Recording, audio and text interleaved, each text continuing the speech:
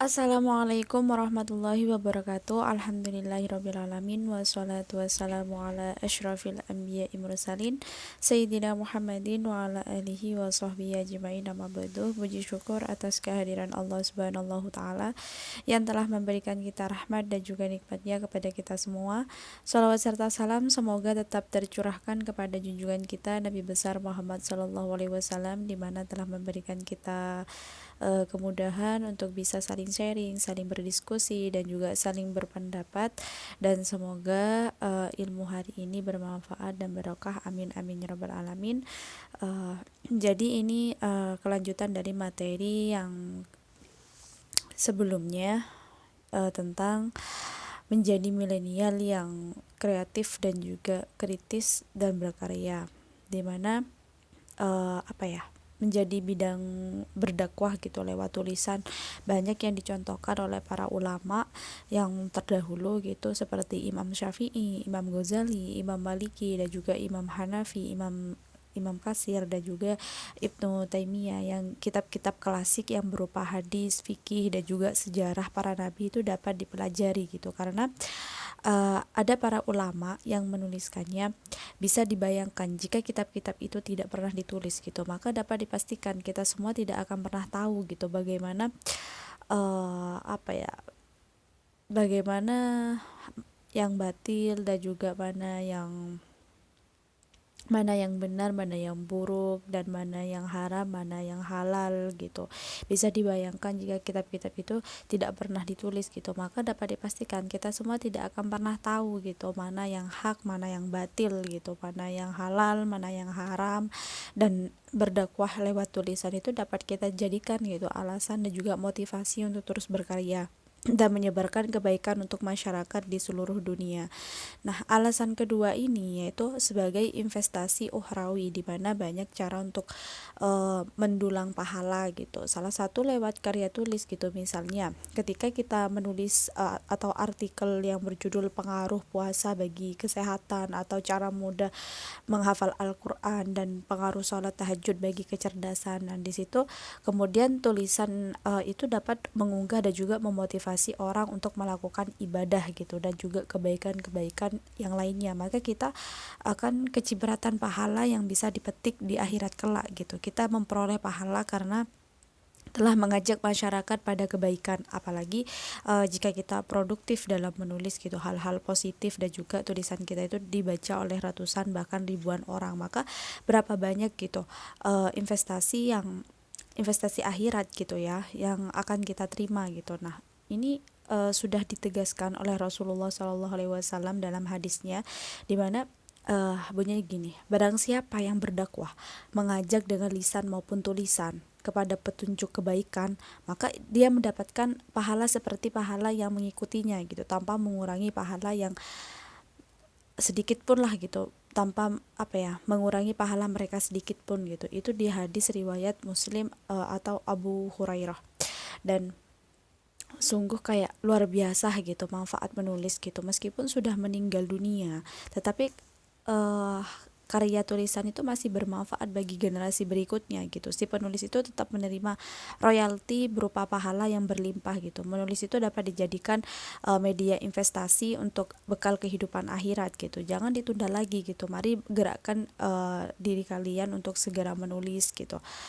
Segera menulis apa sajalah yang bermanfaat bagi orang lain. Nah, yang ketiga itu kalian akan mendapatkan kenaikan jabatan, di mana kemampuan menulis itu sangat membantu si penulis itu dapat proses kenaikan pangkat gitu di sebuah lembaga atau perusahaan, atau terutama bagi mereka yang berprofesi sebagai dosen, guru gitu. Nah, kenaikan jabatan ini akan lebih mudah diraih gitu untuk kalian gitu memiliki kemampuan di bidang kepenulisan. Nah, sebagai akademisi itu sudah sepantasnya jika dosen dan juga guru melengkapi kompetensi pedagogiknya gitu dengan peningkatan kompetensi diri gitu melalui karya tulisnya. Apalagi dosen yang ingin meraih jabatan profesor gitu, maka menulis itu menjadi syarat mutlak gitu untuk mencapai jabatan mereka gitu. Nah, sebab salah satu dari syarat meraih jabatan profesor ini ya memiliki karya tulis yang sudah dimuat di jurnal nasional dan juga internasional gitu. Nah, alasan yang keempat mungkin mendapatkan materi, di mana mungkin alasan untuk mendapatkan penghasilan dari menulis itu merupakan hal yang paling kuat gitu dibandingkan dengan alasan yang lain. Karena setiap saya menanyakan kepada teman-teman yang ingin menjadi seorang penulis, jawabannya yang hampir sama gitu, mendapatkan tambahan penghasilan gitu. Saya juga sering mendapatkan pesan singkat gitu dari teman-teman terkait honor artikel dan juga resensi di media cetak, baik koran maupun majalah ataupun tabloid. Dan di situ karena honor itu dari media cetak itu atau penerbit itu cukup gitu untuk menggiurkan, sehingga banyak penulis untuk menjadi kaya gitu dari tulisan-tulisan yang ia hasilkan gitu. Bayangkan jika dalam jika dalam 4 bulan lah artikel kalian itu dimuat di media cetak nasional. Nah, salah satu contoh, dan juga 1 bulan itu 2 tulisan kalian dimuat di misalnya di Republika gitu, itu 2 artikel lagi di harian ekonomi kontan. Nah, di situ maka honor yang akan kalian terima itu sebesar kayak 2 jutaan mungkin ya.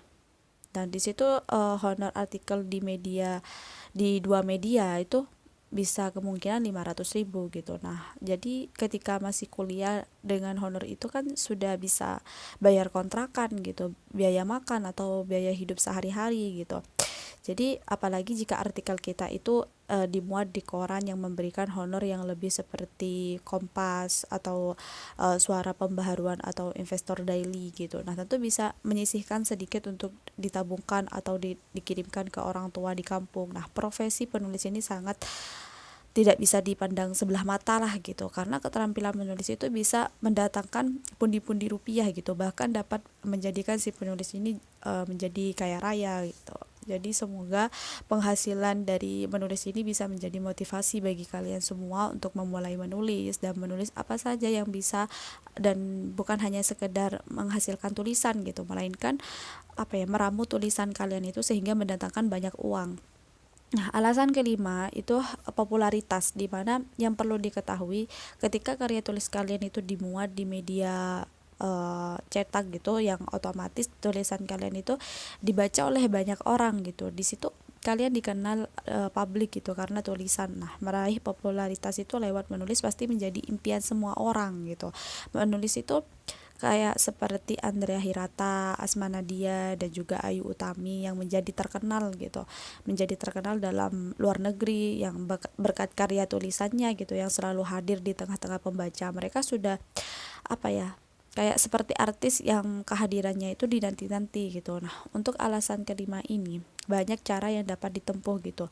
Nah, jadi ada beberapa tulisan yang dikirim di media online gitu. Di era digital seperti sekarang ini kan banyak media online yang mau menumpang dan juga mempublikasikan tulisan-tulisan kalian dengan kemudahan mengakses informasi gitu. Otomatis tulisan kalian itu juga bisa diakses oleh orang lain gitu. Jadi kalian itu juga dapat membagikan ke media sosial juga gitu, kayak Facebook, Twitter, Instagram, dan juga yang lain-lain medianya. Dan perlu diingat bahwa popularitas itu tidak bisa diperoleh gitu secara instan gitu. Popularitas itu melalui karya tulis itu butuh proses panjang gitu, ketekunan dan juga kesabaran.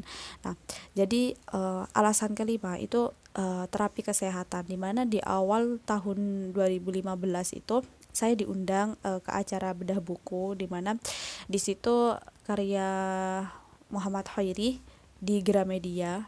Dan di situ seorang penulis yang produktif gitu, sekaligus dosen di Universitas Surabaya. Nah, ketika sesi tanya jawab dengan para undangan, Muhammad Khairi ini mengatakan bahwa beberapa rumah sakit di Amerika Serikat itu menggunakan aktivitas menulis sebagai terapi untuk menyembuhkan pasien gitu, khususnya pasien yang memiliki gangguan dengan otak gitu. Ini bersifat profesi penulis gitu ya, memiliki dampak luar biasa bagi kesehatan si penulis.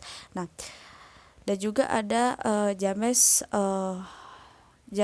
Pennebaker, itu seorang psikolog dari Sonher Modis Nah, itu di Universitas USA yang pertama kali melakukan penelitian gitu tentang pengaruh menulis terhadap kondisi kesehatan. Nah, hasil penelitian itu menyebutkan menulis itu secara rutin setiap harinya gitu selama 15 sampai 30 menit lah gitu mampu membuat kondisi tubuh atau pikiran itu menjadi lebih sehat gitu. Jadi sudah jelas kan jika menulis itu bukan sekedar menuangkan gagasan dan atau mendapatkan penghasilan, dan ternyata menulis itu mampu meningkatkan kesehatan seseorang gitu, mulai dari kesehatan fisik hingga mental gitu. Nah, alasan ketujuh itu personal branding, di mana menulis itu yang dilakukan dengan hati dan juga totalitas. Nah, itu akan mendatangkan materi dan juga kepuasan batin gitu. Lebih jauh dari profesi penulis yang akan menjadi personal branding bagi penulis itu sendiri gitu.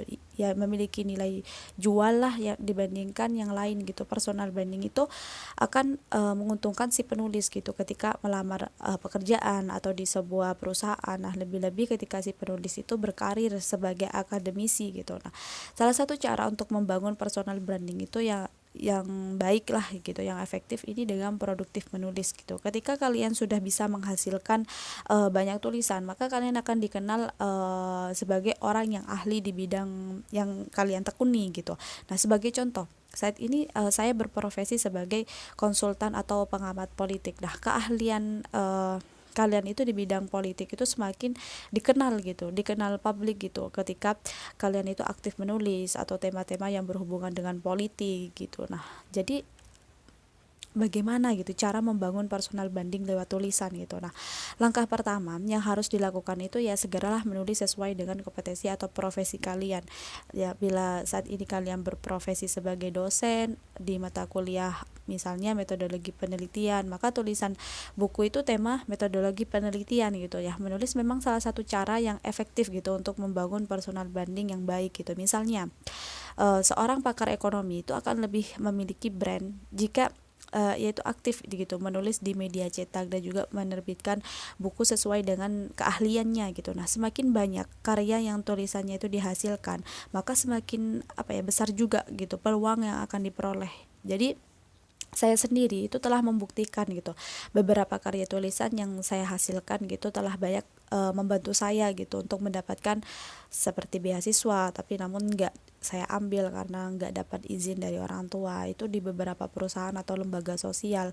Dari pengalaman itu ternyata pemberian beasiswa itu sangat mengapresiasi dan juga lebih memprioritaskan penerima beasiswa yang memiliki kemampuan menulis gitu. Jadi alasan kedelapan itu berbagi pengalaman, di mana setiap orang itu pasti memiliki pengalaman yang berharga dalam hidupnya, ya entah pengalaman itu baik atau tidak. Nah, pengalaman baik ini atau pengalaman buruk itu bisa menjadi bahan pembelajaran bagi orang lain gitu. Dengan cara terbaik untuk berbagi pengalaman itu melalui sebuah tulisan.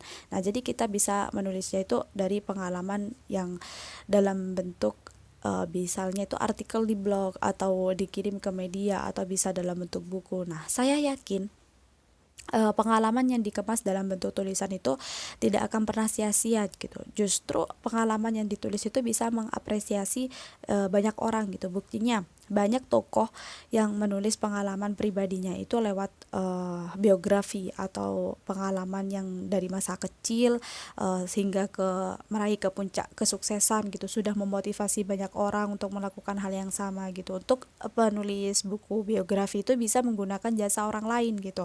Yang penting pesan si tokoh itu dapat berbagi pengalaman gitu lewat buku sampai ke pembaca. Nah, alasan yang kesembilan ini menjalin silaturahmi atau networking, di mana kegiatan menulis itu dapat menyambungkan tali silaturahmi gitu, baik antara penulis dengan pembaca atau penulis dengan sahabat lama yang mungkin sudah lama tidak bertemu gitu. Nah, inilah yang saya alami sendiri setelah aktif menulis di media cetak dan menulis beberapa buku.